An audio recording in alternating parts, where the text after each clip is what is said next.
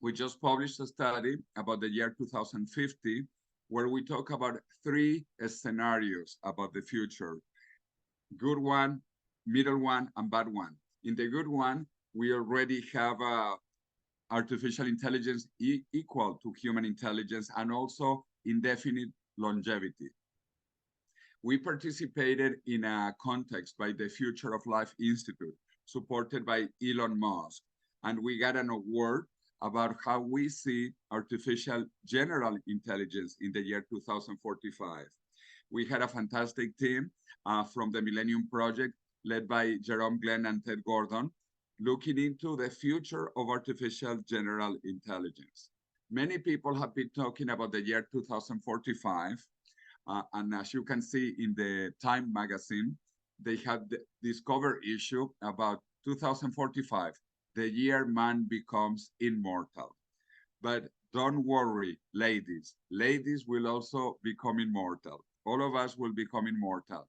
These ideas have been advanced by my friend from MIT, Ray Kurzweil, who wrote his famous book, The Singularity is Near, and he talks about exponential technologies, exponential change, and how things are moving faster and faster. These ideas were further developed at Singularity University, and I am one of the founding faculty in the year 2009 of Singularity University at NASA in Silicon Valley, California. Now, Ray Kurzweil is working on his next book, which I have here, The Singularity is Nearer. Ray Kurzweil sent me the manuscript to review. The book is going to come out next year in May, June 2024, and he talks again about artificial intelligence, the singularity, immortality, and energy in the future as well. We have been experiencing radical changes in the evolution of artificial intelligence. Most people have heard about ChatGPT, but ChatGPT is only the beginning of other artificial intelligence that are moving very, very fast. In just 5 years, coming almost from nowhere, and now advancing very fast and getting into many, many different industries. In fact, this is creating an artificial intelligence race, and there are countries like we know, China, the USA, Russia, of course, the United Kingdom and Germany in Europe, and the smaller countries, also like Israel getting on the race, South Korea, etc. President Vladimir Putin has already said that whoever controls AI will rule the world. And also the Chinese. Xi Jinping also has said that this is a top priority for China. And obviously the USA. President Joe Biden of the USA has said in May this year at the White House that there is a special initiative now for artificial intelligence for the whole US government. At the White House, at the whole government of the USA, you can check AI.government in the USA, and at the Department of State, so related to defense, security of the USA. Companies are also advancing very fast in the USA with acquisitions on artificial intelligence startups. And the United Kingdom will release its artificial intelligence strategy next month in London. And it's inviting politicians of all over Europe to talk about this AI Safety Summit. The governments of the world, the parliaments, are also beginning to talk about this. And just a few days ago, in September, the Interparliamentary Union had the second World Summit of Committees of the Future. And this year, they were talking mostly about artificial intelligence. This was a big conference. Many countries were represented, almost 100 countries, with politicians, parliamentarians, and also some scientists, researchers. From the Millennium Project, we had 3 people participating, and Jerome Glenn, the CEO of the Millennium Project, he actually gave the keynote presentation about artificial general intelligence. And these slides are from his talk in this World Summit of the Parliament Committees for the Future. he talked about what the United Nations is doing, and the United Nations Secretary General Guterres talking about creating an UN AI agency. And this is important because we are moving from artificial narrow intelligence into artificial general intelligence, and then later into artificial super intelligence. And the idea is that the artificial intelligence will do many, many, many, many, many things. But I just want to read the last one in this list, which is artificial general intelligence will rewrite or edit its own code to be more intelligent continuously, so that it gets smarter and smarter faster than humans. So this is truly radical. And we are moving from AGI into ASI, artificial superintelligence. As I mentioned, and we all know, Vladimir Putin has been talking about this. The Chinese also, they have their target by 2030. There are several human brain projects, like in the United States, European Union, China, artificial brains. Some companies are working on artificial brains, not only in the USA, also in Europe, also in China, Chinese companies, and in other countries, of course. So there is a great artificial general intelligence or brain race as well. But we need some kind of national, international governance and cooperation, because this will change everything. Once we move into artificial superintelligence, if we don't get it right, it could be the end of humanity. And we should avoid the end of humanity, right? So the United Nations is calling for the first Summit of the Future in history next year, September 22nd and 23rd in New York. And one of the key topics will be artificial intelligence and also longevity. Very interestingly, these are two of the main areas of the first United Nations Summit of the Future. And the Millennium Project is working on the artificial general intelligence side of this. You can see more information on the website of the Millennium Project and what we have been doing with the United Nations, with the European Commission. And to think about the future, I love to think about science fiction, because the science fiction of today sometimes is the science reality of tomorrow.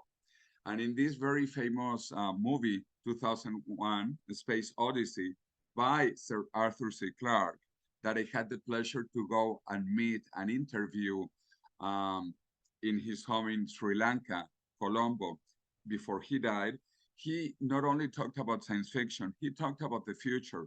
And he created the 3 laws of the future. He said, first law, when a famous scientist says that something is possible, he's probably right. But when he says it is impossible, he's probably wrong. Second law of the future, the only way of discovering the limits of the possible is to venture a little way past them into the impossible. And third law, any sufficiently advanced technology is indistinguishable from magic. So we are going to see magic in the next few years. In fact, looking into the past, 30 years ago, personal computers were just becoming popular, or 20 years ago, mobile telephones, and 10 years ago, Google, Facebook, and other companies were becoming global.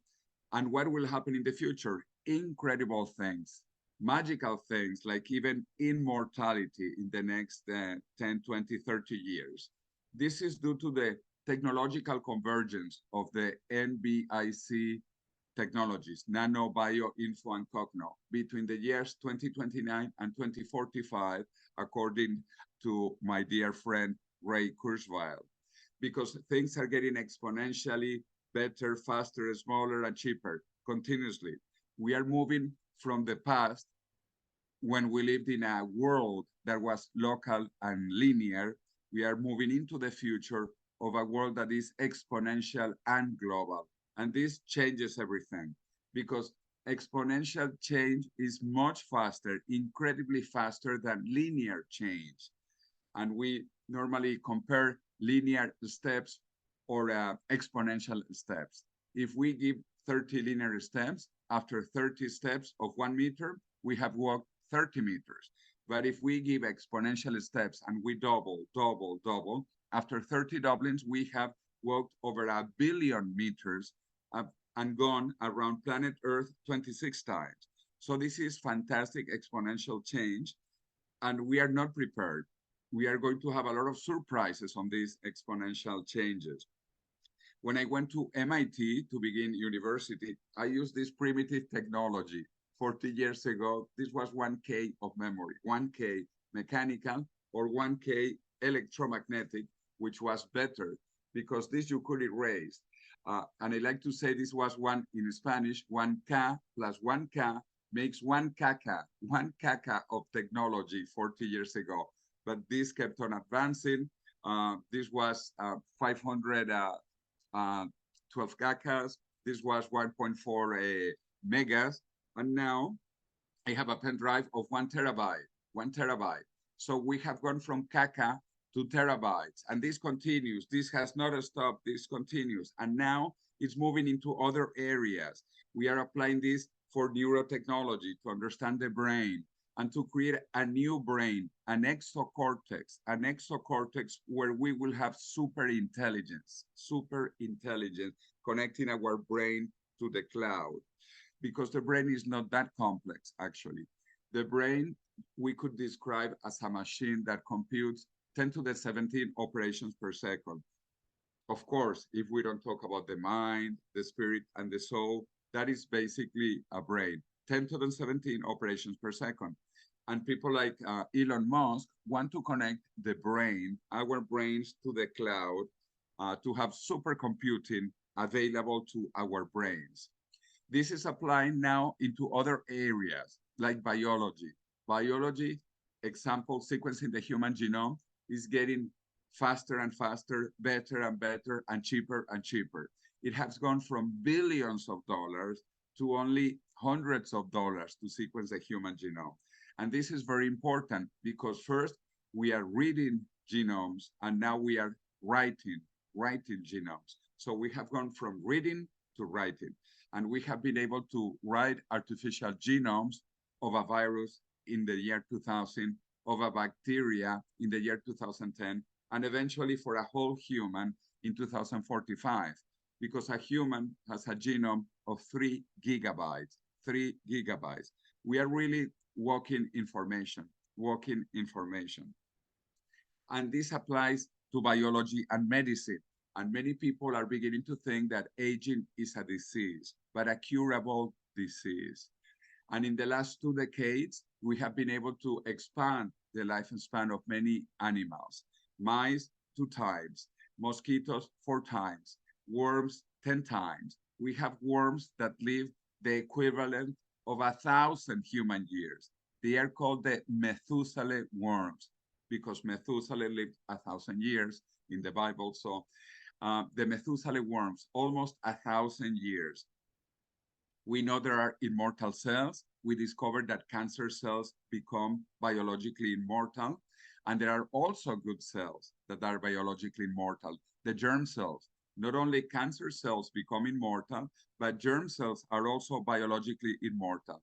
And we have small organisms like hydras, medusas, jellyfish that are also biologically immortal.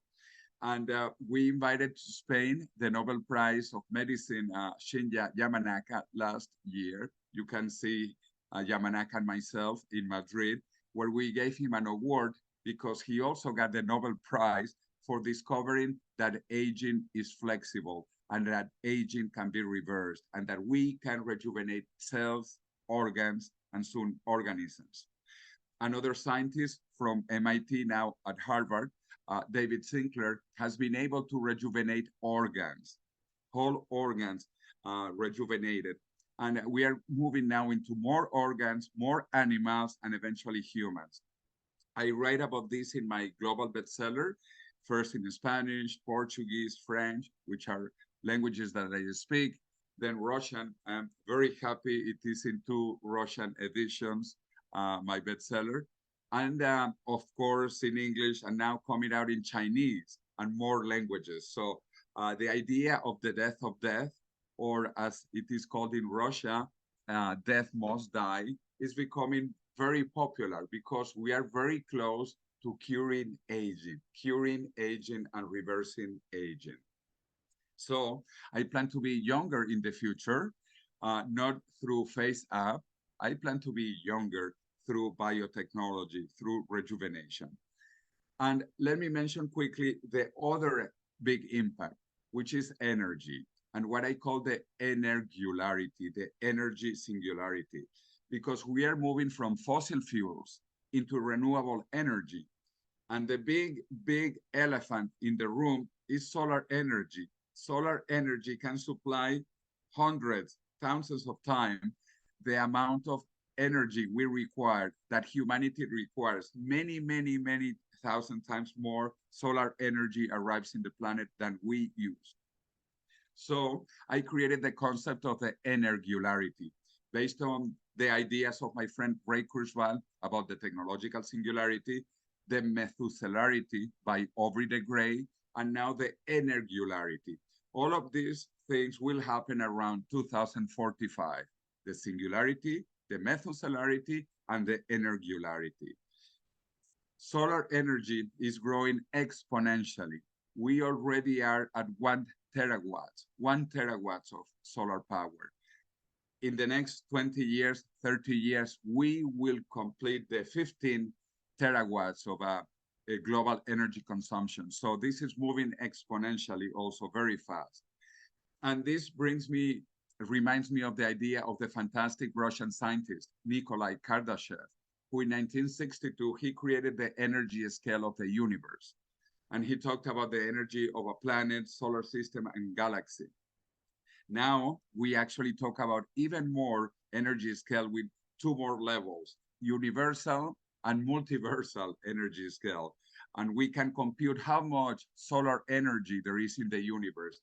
And you can see in that chart, it's incredible. There are almost infinite amounts of energy in the planet just using solar energy.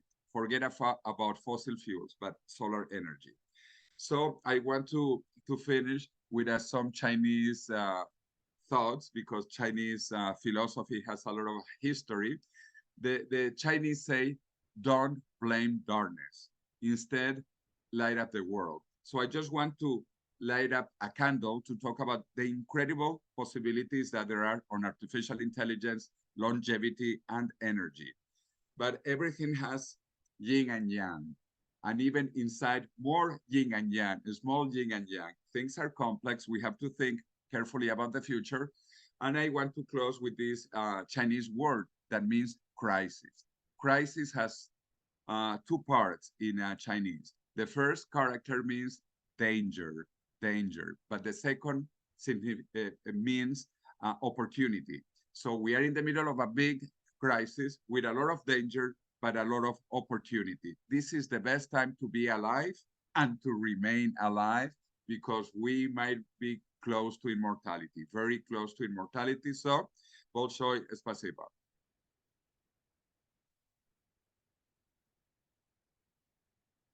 Okay. Yeah, you can start. Yes, I would like to recommend a couple of materials, like the book by the Millennium Project, 2050 Scenarios, Work and Technology Scenarios, and of course, my book, The Death of Death in Russian. So that is an excellent material that I would like to share with everybody. And